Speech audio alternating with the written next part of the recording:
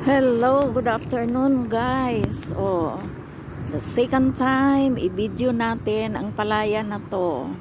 Nung unang pag-video natin ay bago pa silang tanim.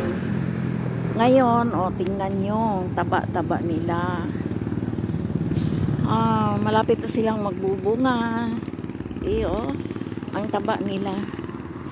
May nagbunga na doon sa unahan. Doon banda, doon may na natamaan ng sikat ng araw, may bunga na.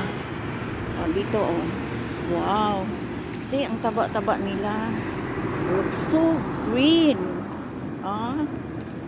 Very green. Talagang blessed by the nature. See? Ang ganda ng tubo. Kahit hindi gaanong mabasa kasi nga araw-araw uminit, medyo hina ang supply ng water, pero you see still very nice growing. Very green. Green talaga. Hindi nila pinansin ang pagkakulang ng tubig. Tumutubo pa rin.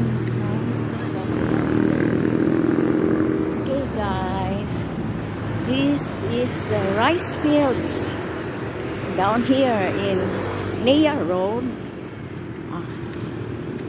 Yeah, see, very nice, very nice. Looks very well. Okay, thank you for watching. Please subscribe. Nita B. Morales Vlog. Thank you.